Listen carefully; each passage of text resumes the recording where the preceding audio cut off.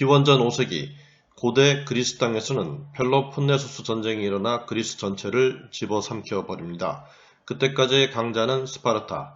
그러나 아테네가 해군력은 물론 민주주의, 철학 등 많은 분야에서 급속하게 발전하자 마침내 스파르타와 아테네 사이에 전쟁이 터집니다. 결과는 스파르타의 승리. 고대 그리스의 역사학자 투키디데스는 전쟁의 원인은 아테네의 부상과 이에 대한 스파르타의 두려움이었다고 진단합니다. 새로 부상하는 세력이 기존 지배 세력을 위협할 정도로 성장했을 때 벌어지는 무력 충돌을 그래서 투키디데스의 이름을 따서 투키디데스의 함정이라고 부릅니다. 1950년대와 60년대에 미국과 소련이 일촉즉발의 상황까지 갔던 것도 투키디데스의 함정에 해당합니다. 많이 들어보셨죠? Make America Great Again. 트럼프가 내건 슬로건이죠. 미국을 다시 위대하게. 여기에 맞서는 이제 시진핑의 중국목은 영어로 굳이 표현하자면 Make China Great Again. 중국을 다시 위대하게 만들자. 지금 미중 무역 마찰은 이 둘이 지금 부딪히고 있는 거잖아요. 글로벌 패권 경쟁이거든요.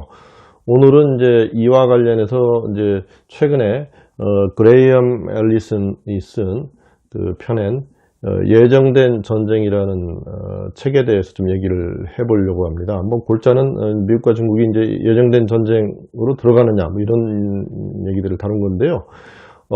앨리슨은 이제 앞에서도 말씀드린 대로 이제 주요 국가의 부상이 이제 지배 국가에게 도전하는 그렇게 되면 일어나는 어떤 충돌을 투키디데스의 함정 이렇게 하면서 이제 역사적으로 16개의 사례를 찾아냈는데 이제 이 책에 보게 되면 2차 대전 당시에 미국과 일본의 전쟁 등 12개 사례는 이제 전쟁으로 끝났고 나머지 4개 사례는 전쟁을 피했다고 이렇게 분석하고 있습니다. 여기서 생겨나는 질문들, 현재 진행형으로 진행되고 있는 미국과 중국의 패권 경쟁은 어떤 결과를 가져올 것인가?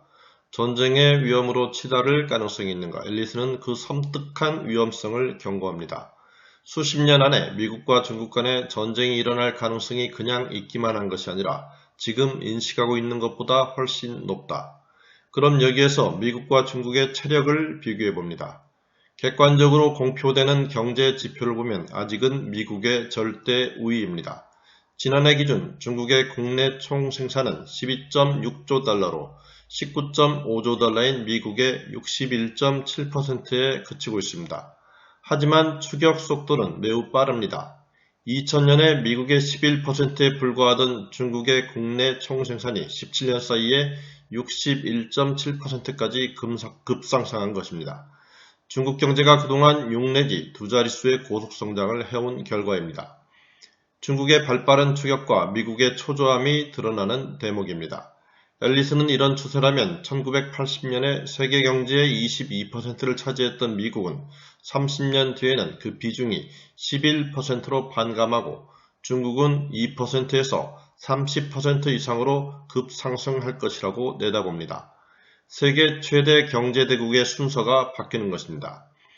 지금까지 얘기는 우리가 통상 얘기하는 화폐 기준으로 살펴본 것입니다. 그러나 화폐의 구매력을 고려해 조정한 국내 총생산 수치를 IMF가 추산한 결과를 보면 지난 2014년 중국의 경제 규모는 17.6조 달러로 미국의 17.4조 달러를 이미 앞섰으며 내년까지는 그 차이가 20%까지 벌어질 것으로 예상됩니다.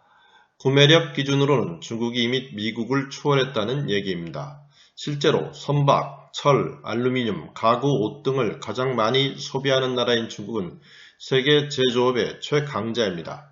중국은 휴대전화기와 전자상거래 부분에서도 세계에서 가장 큰 시장이며 인터넷 사용자도 가장 많은 나라입니다. 이뿐만이 아닙니다. 중국은 이제 컴퓨터, 반도체, 통신 장비뿐만 아니라 의약품 생산에서까지 세계 최고의 자리를 차지하고 있습니다. 한번 들어보시고 누가 했을까 한번 추측해 보시죠.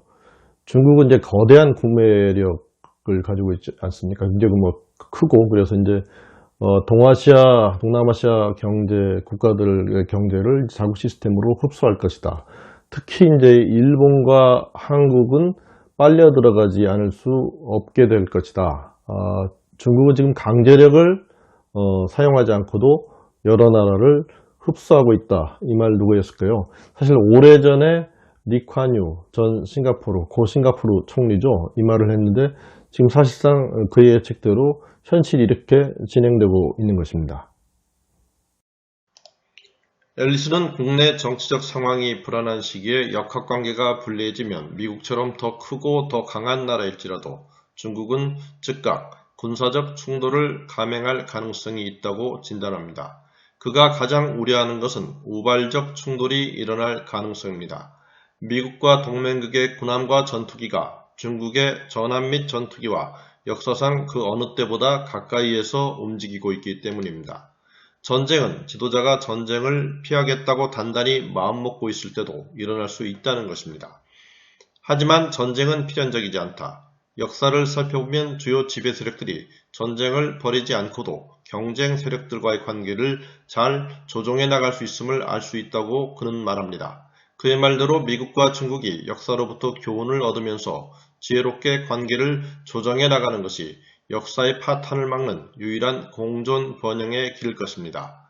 지금까지 얘기를 토대로 최근의 미중 무역 충돌을 보면 이는 단순히 무역 문제가 아니며 중국의 부상을 견제하려는 미국의 초조함에서 나온 힘의 전략으로 볼 수 있습니다. 지금 시점에서 두 나라 모두 극단적 충돌을 원하지 않을 것이기 때문에 어느 시점에서 중국의 양보를 전제로 타협이 이루어질 가능성이 존재한다고 봅니다. 문제는 앞으로입니다.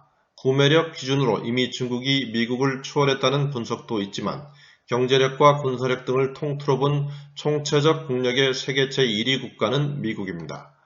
중국이 고속으로 질주하면서 미국과의 간격을 줄여가고 총체적 국력면에서 추월의 가능성이 점쳐지면 미국의 두려움이 커질 것이고 이 과정에서 양국의 무력 충돌 가능성은 배제할 수 없습니다. 이와 관련해 지난 1985년에 있었던 플라자 합의를 눈여겨볼 필요가 있습니다. 당시 기세 등등했던 일본 경제는 미국 주도의 플라자 합의를 통해 엔화 강세를 용인하면서 버블이 붕괴해 잃어버린 20년의 경제적 춘궁기에 들어갔습니다. 미국은 앞으로 중국의 금융시장 개방을 끈질기게 요구할 것입니다. 중국 금융시장의 빗장이 열리면 필요시 언제든 자본의 유출입을 조정해 중국 경제를 뒤흔들 수 있는 칼자루를 미국이 쥐게 되기 때문입니다. 여러 나라들이 당하는 걸 본 중국은 이에 저항할 것이기 때문에 미국의 창과 중국의 방패의 대결이 어떻게 진행될지 귀추가 주목됩니다. 미중 간의 무역 마찰, 크게 보면 미중 간의 글로벌 패권 경쟁, 이거는 뭐 단기적으로 이제 휴전을 하더라도 지속될 것으로 보입니다. 왜냐하면 뭐 중국은 계속 추월하려고 할 거고 미국은 이건 막으려고 좀 할 것이기 때문이죠. 이런 상황은 이제 대외 의존도가 높은 우리나라, 우리 경제에 큰 부담이 될 수밖에 없잖아요. 우리는 안보는 미국의 경제, 특히 무역은 중국에 의존하는 이런 구조여서 미국과 중간에 끼어서 굉장히 어려운 입장인데 어쩔 수 없습니다. 중장기적으로 볼 때 경제의 안정적인 운행을 위해서 중국에 대한 의존도를 전략적으로 낮춰나가는 그런 노력이 필요할 거고요. 그런 관점에서 지금 펼쳐지고 있는 뭐 신남방 정책 같은 그런 정책들은 굉장히 중요하다고 할 수 있습니다. 여러분, 오늘은 그레이엄 앨리슨이 쓴 예정된 전쟁 책을 다뤘고 거기에서 나온 투키디데스의 함정이라는 관점에서 미중 무역 마찰, 미중 패권 경쟁에 대해서 진단해 봤습니다. 시청해주신 여러분 감사합니다.